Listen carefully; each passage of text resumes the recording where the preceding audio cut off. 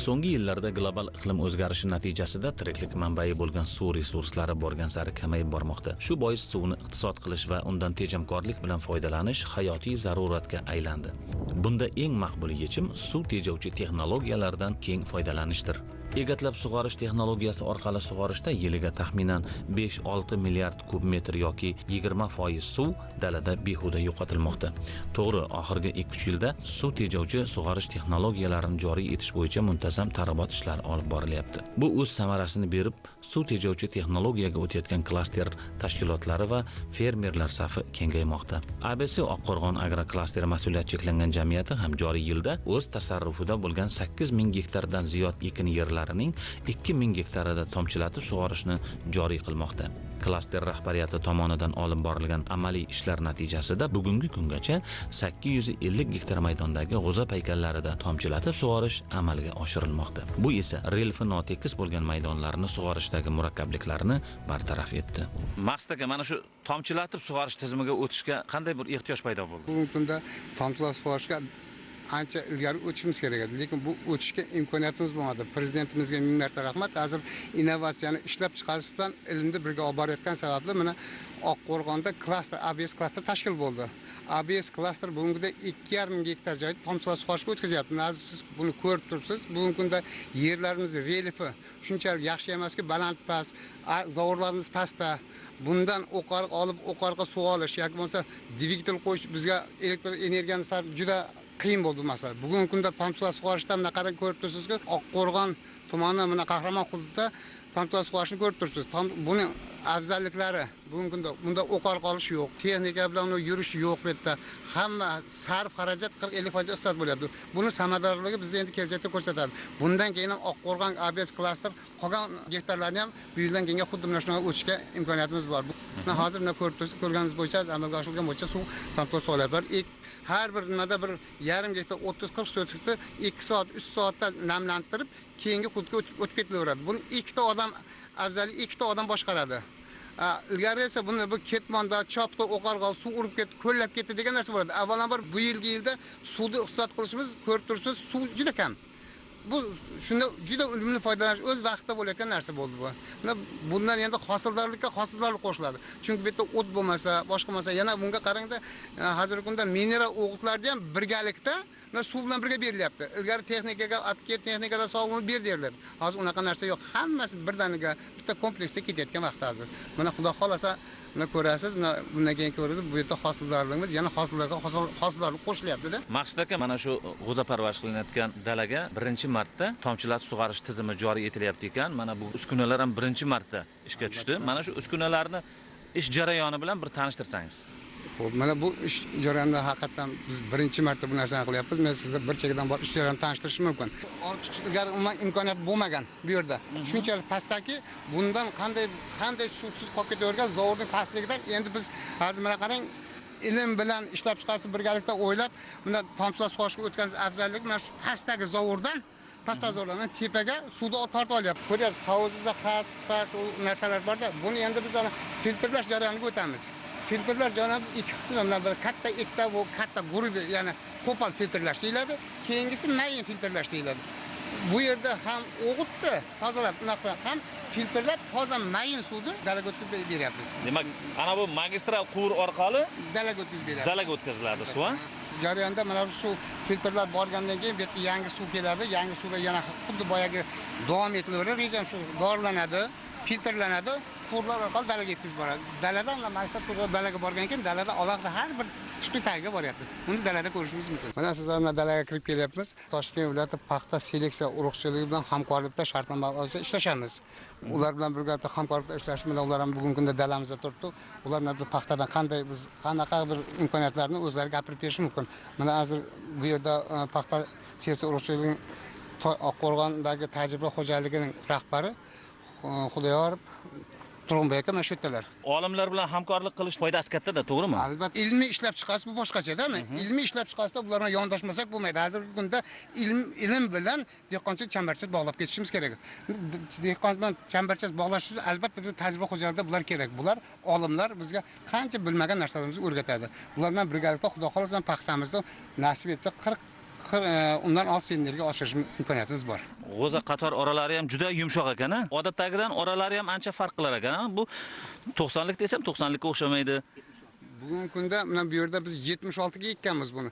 Qarangda bu yerdan ham unumdor, yerdan ham unumli foydalanishimiz kerak-da. Ilgari 90 ga egar edik. Hozir 76 ga ekib, ya'ni yer yumshoqligini, bu yerda bir o't yo'q, boshqa yo'q. Endi mana tomchilash so'rashiga umuman bu yerda o't ham bo'lmaydi. Sizni biz G'o'za maydonida ish ustida uchratdik. Albatta olimlarni dalada dehqonlar bilan birgalashib maslahatlarini berishi juda ham bir yaxshi holatda. Mana hozir mana shu klasterni uchastkalarida, G'o'za maydonlarida tomchilatib sug'orish joriy qilinyapti ekan. Buni bir ahamiyati to'g'risida, buni iqtisodiy samaradorligi to'g'risida gapirib bersangiz. Biz paxta seleksiyasi va agrotexnologiya ilmiy tadqiqot instituti Toshkent viloyati rahbari sifatida men olimlar bilan birgalikda mana shu bizni ilmiy markazimiz va qishloq xo'jaligi vazirligining rahbarligi va o'zimizning bosh institut olimlar bilan birgalikda mana shu klaster dalalarda, fermer dalalarda o'zimizni ilmiy jihatdan shuni asoslab berishimiz kerak. Buning afzalliklari ilmiy jihatdan birinchi masala tomchilab sug'orishda. Tuproqdagi nam miqdorini saqlash kerak. Tuproqda nam miqdorini saqlash tomchilab sug'orishning birinchi omili hisoblanadi. Chunki tuproqda nam bo'lmasa, bu paxta bo'ladimi, bog' bo'ladi, boshqa sabzavot ekinlar bo'ladimi, u ekinlardan unumli foydalanmaymiz, aytgan hosilni ola olmaymiz. Har yili fermerlarimiz haqiqatan 40, 50, 70 sentr olgan fermerlarimiz ham bor, lekin 40 sentr hosil bilan chegaralanib qolingan. Tomchilab sug'orish faoliyatida agroklaster va fermer xo'jaliklarimiz nihoyatda qiziqib qolib, buning foizi 50% gacha suv tejaladi. Bir kub suv bilan 50-60 gektar joy sug'oradigan bo'lsangiz, hozir yarim kub suv bilan mana shu 70-80 gektar joyda bemalol mana shu tomchilab sug'orish orqali sug'orish mumkin. Bu degani suv tejaladi. Dalada suvchi ketmon ko'tarib yurish degan narsa bo'lmaydi. Endi uni suvchi demaymiz. Uni biz operator, nazoratchi deb aytamiz. Ikkita operatorimiz 100 gektar maydonni sug'orishni nazorat qilib boradi. Qo'lida ketmon bilan emas, qo'lida faqat daftar qalamda oladi, yozib 28-agat, 50-agat suvoqmayapti, bo'ldi. 1 soat, 2 soat kifoya aylanib chiqadi, o'tirib soya salqinda dam olib o'tiradi. An'anaviy usulda sug'orishda bir zahmatlar ham juda mashaqqati ham kattada, to'g'rimi? To'ppa-to'g'ri. Endi mana shu bir 5 gektar joyni, ayniqsa mana hozirgi siz bilan biz turgan mana shu G'o'za maydonlari past, baland, adirlik joylar ekan. Endi notekis bo'lgan joylarda suvchini mehnati juda ham qiyin bo'ladi, to'g'rimi? Bu boshdan u boshiga ketmonni ko'tarib chopardi ilgari. To'ppa-to'g'ri. Mana ko'rishingiz mumkin. Mana suvni tomchilatib sug'orishning afzalligini mana shunday ko'rsangiz, mana shu suv mana shundan oqib kelyapti, mana suv tomchilayapti mana. Har 30 santimetrda bittadan mana oqib turibdi tomchilar. Hozir bunday qilganingizda mana shundan oqadigan suv bu sarfi siz aytgandek boyag'idan. Agar buni ketmonchi suvchimiz ishlaydigan bo'lsa, buni dalani ichidan chiqish kerak emas, kunduz issiqda. Temperaturani ko'ryapsiz, 50 gradus atrofida temperatura. Unda hech kim uni sog'ligini o'ylash kerak. Haqiqiy bu o'ylab qilingan narsa bu.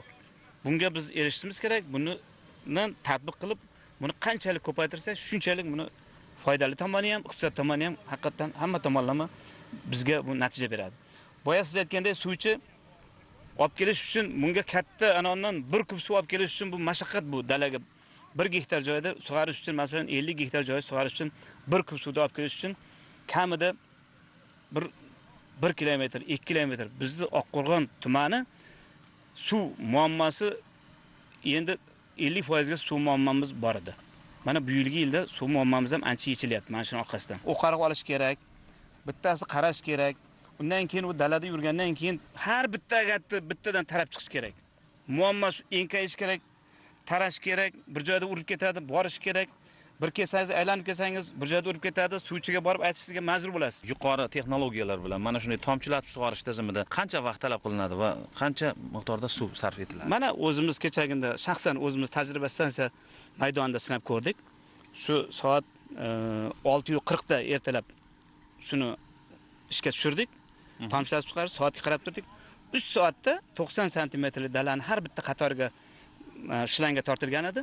3 soatda mana shu dalalarimiz 4 gektar maydonimiz 80% 3 soatda 80% dalamiz qorayib qoldi. Suvga o'zi to'yinib qoldi. Suv xo'jaligi vazirligidan taqdim etilgan ma'lumotlarga ko'ra, bugungi kunda respublikamizda suv tejovchi texnologiyalar jami 300.172 gektar maydonda joriy etilgan bo'lib, shundan 284.481 gektarini tomchilatib sug'orish texnologiyasi tashkil qiladi. 2021-yilda 230.000 gektarda suv tejovchi texnologiyalarini joriy etish rejalashtirilgan. Shundan 210.7 gektari tomchilatib sug'orish texnologiyasiga to'g'ri keladi. Shu yilning 7-iyun holatiga qurilish ishlari to'liq yakunlangan maydonlar 72.290 gektarini tashkil etgan. Tahlillar shuni ko'rsatadiki, 1 gektar paxta maydoni oddiy usulda sug'orilsa 1.100.000 metr kub hajmida suv sarflanadi. Suv tejovchi texnologiyalar orqali sug'orilganda esa 250-300.000 kub metr suv sarflanadi xolos. Taqqoslaydigan bo'lsak, tomchilatib sug'orish usulida 2-3 barobar suv sarfi kamayadi. Suv xo'jaligini rivojlantirish strategiyasi bo'yicha respublikamizda 2021-2023 yillarda bosqichma-bosqich suv tejovchi texnologiyalar joriy etilgan maydonlarni jami 790.000 gektarga yetkazish ko'zda tutilgan. Shundan 700.000 gektardan ziyodini tomchilatib sug'orish texnologiyasi tashkil qiladi. 1 gektar maydonga tomchilatib sug'orishni joriy qilish uchun o'rtacha 22-25 million so'm mablag' talab etiladi. Shundan o'rtacha bazaviy hisoblash miqdori bo'yicha paxta maydoni uchun 8 million so'm subsidiya mablag'lari ajratilishi ko'zda tutilgan. Ko'zlangan maqsad har qatrasi zarga teng bo'lgan obi hayotdan tejamkorlik bilan foydalanishdir.